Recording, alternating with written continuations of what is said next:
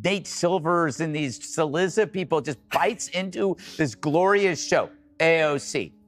What? She's kind of fun in a silly but earnest, wrong but adorable way. She's like your daughter when she comes back from her first year at Brown, full of half-baked, half opinions, in need of some gentle, patient deprogramming. But people have to realize new faces doesn't mean new ideas. When Greg Gutfeld sets his sights on AOC, it's not just commentary, it's comedy with a razor's edge. Armed with wit sharper than any congressional retort, he tears through the buzzwords, exposes the contradictions, and leaves the Twitter-fueled sound bites in flames. It's not a debate, it's a demolition. As AOC spins her usual ideological fairy tales, Greg brings the cold, hard punchline of reality. And the best part? He makes the truth hilarious, one savage sentence at a time. Where did she grow up again? Westchester? Westchester. She represents Queens. There are and she trails wears in Westchester. plaid, and then she has little ski things with like a 60-pound backpack, like she does that. I have never seen, and she showcases her whole life on social media. You can never see her in private. Everything is on social media. Greg Gutfeld has always been a connoisseur of the absurd, a collector of contradictions, and a poet of political roasts.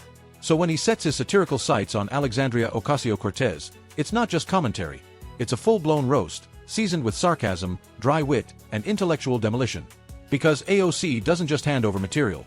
She practically mails it to his desk with a glittery bow and a note that says, "Use this on national TV." AOC was on 60 Minutes last night. Quite a feat for a newcomer. Must be all her great new ideas. People are going to have to start paying their fair share in taxes. Once you get to like the tippy tops, on your $10 millionth dollar, sometimes you see tax rates as high as 60 or 70%. What an expression. Now, the real story isn't AOC's very old ideas. It's the media's gushy view of her. Even with her old ideas, she gets on 60 Minutes. The past is called the future, and you better love it. You enjoying this video? Please make sure to subscribe to the channel and hit the bell icon. Greg begins his assault the way a chef starts a gourmet meal, by savoring every strange ingredient she brings to the table. And with AOC, the pantry is always full. A self-declared champion of the working class who spends more time live-streaming her skincare routine than drafting serious legislation, AOC embodies the political influencer, a hybrid between a TED Talk and a TikTok trend no one asked for. Victim status. Why is it, Greg, that you can't challenge someone to a debate on the ideas without being accused of being a jerk? Like, I don't think Ben Shapiro has ever catcalled in his life. Well, the thing is, what if a woman had challenged her to a debate? So she's actually being the sexist. I think Candace Owens did. Oh, really? Now There you go. She has, like, because doubled the money. So what? To answer your other question, she had to cloak her weak ideas in the armor of a smear. Gutfeld doesn't even need to exaggerate. Her career is already a walking contradiction. He starts with her economics degree, which she wields like Thor's hammer in every debate, even though it appears to have been printed on the back of a Starbucks rewards card. Gutfeld marvels at how someone who graduated in economics seems fundamentally confused about how supply and demand work. AOC has never introduced a fresh idea or issue in her life. The reason why she gets along with Bernie is because she's like an 80-year-old leftist in a used bookstore. I mean, she may look fresh, but she's as stale as an abandoned futon on the street. It's like, I listen to her, I go, I heard that at Berkeley in 1983. Her Green New Deal reads like a 10th graders extra credit project, rewritten during a yoga retreat. It promises utopia, funds it with unicorn dust, and expects no one to notice. The math is shakier than her Instagram filter in bad lighting. Gutfeld relishes the disconnect between AOC's rhetoric and reality. She rails against capitalism while wearing clothes that cost more than a month's rent in the Bronx. She talks about injustice while flying first class to climate conferences. Greg peels back the image and reveals the real performance, a curated spectacle designed for social media, not for actual governing. To him, she's the political equivalent of a decorative candle, bright, fashionable, and utterly useless in a power outage.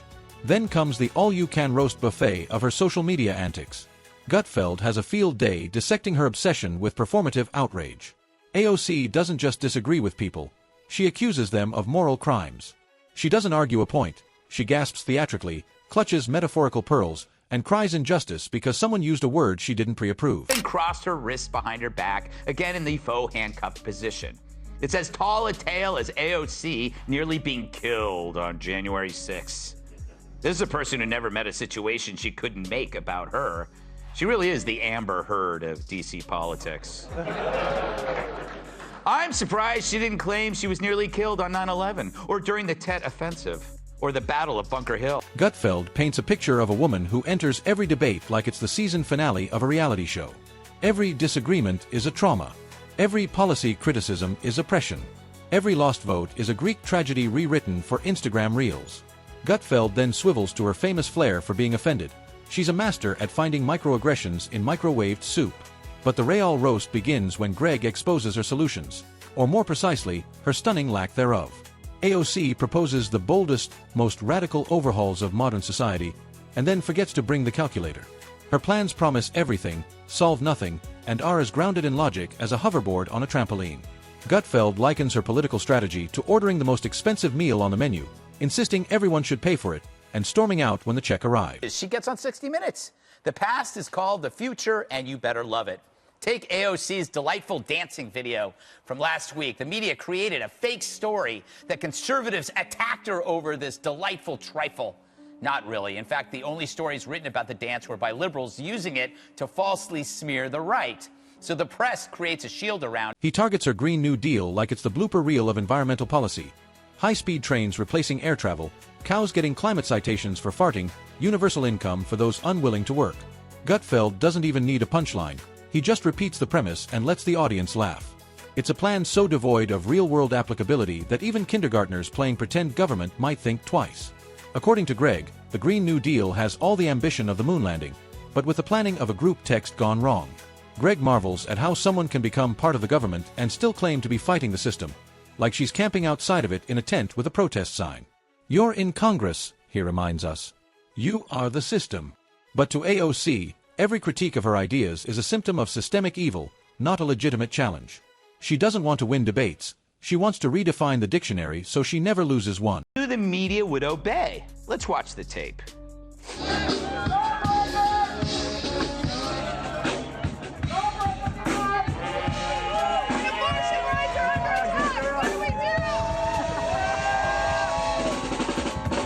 You know, she'd be a great mime.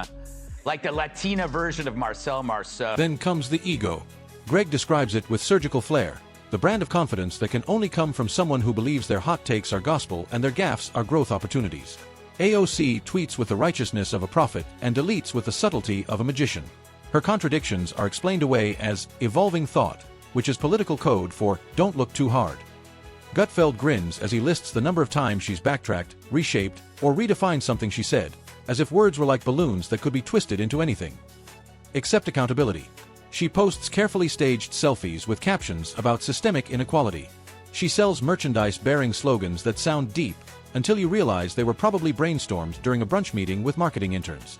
Gutfeld calls it activist cosplay, a kind of politics where appearance trumps substance and clout is currency. Yeah, well, I mean, we've done Alexandria every day for the last 6 months. No, I mean, no, but it's true. But so is, I mean, the thing is, she does represent something. She represents kind of like the naive romanticism that you can kind of play along and no one questions. You mean the poems that you write when you're 15 years old? But I think that this is a real possibility for her. You know, if she does read and she does actually get up to speed, she could be a challenge, but she hasn't. Just have some. He points out how she frames every issue as good versus evil, with herself cast as the protagonist, of course. Every vote becomes a stand for justice. Every critique becomes oppression. Every mild policy disagreement becomes a flashpoint in the ongoing battle for civilization. Greg compares her political approach to a soap opera starring herself as the heroine, capitalism as the villain, and every critic as a walking threat to democracy. It's exhausting, it's theatrical, and it's catnip for satire.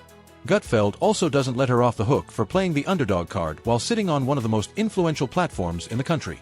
She claims to be fighting power while simultaneously trending every Tuesday.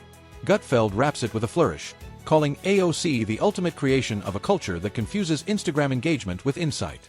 She's not dumb, he admits, just dangerously convinced that her worldview is not only correct but morally superior.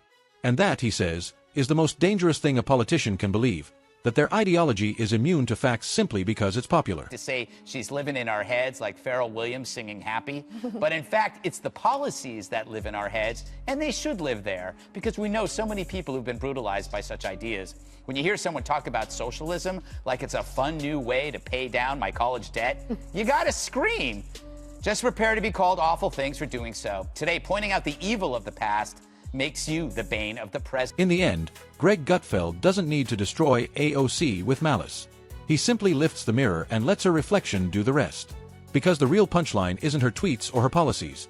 It's that she genuinely believes she's changing the world, when all she's doing is narrating it with dramatic flair and very little follow-through. And for a satirist like Gutfeld, that's not a threat. It's a gift that keeps on giving. Just when you think Greg Gutfeld's roast is done, he leans back in his chair, smirks, and digs even deeper. Because with AOC, there's always another layer of absurdity hiding just beneath the surface of the latest filtered selfie and virtue-laced soundbite.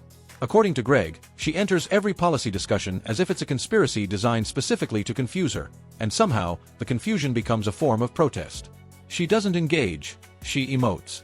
She doesn't solve, she starts conversations, which is code for throws a digital tantrum and then logs off before the grown-ups respond. Oh, America. So by now you heard that AOC, among others, were arrested last night. She truly is an American hero. It was brutal, taken out in cuffs. Well, technically, her shirt had cuffs. Maybe French cuffs, as she did surrender without fighting. Greg pounces on her now infamous habit of narrating her political life like she's starring in an off-Broadway tragedy about feelings. AOC doesn't debate policy, she gives monologues about her truth. And that truth is often so heavily edited for maximum drama. Gutfeld says it feels less like governance and more like an experimental theater project funded by hashtags. She'll spend 5 minutes condemning inequality, then spend the next 5 crafting a post about how the lighting in the Capitol is a metaphor for oppression. Then comes the fashion politics. Gutfeld rolls his eyes with delight at the way AOC weaponizes wardrobe like it's a constitutional amendment. The infamous tax the rich dress wasn't just a slogan, it was performance art, stitched in irony and dipped in hypocrisy. Here's a congresswoman who built her brand on class struggle, attending an elite gala where the ticket price alone could cover half a college semester, while wearing the message like a bumper sticker with a zipper. Greg likens it to showing up at a firefighters convention in a "Let It Burn" t-shirt. But he doesn't stop there. Gutfeld skewers her obsession with redefining every term in the English language. For AOC, nothing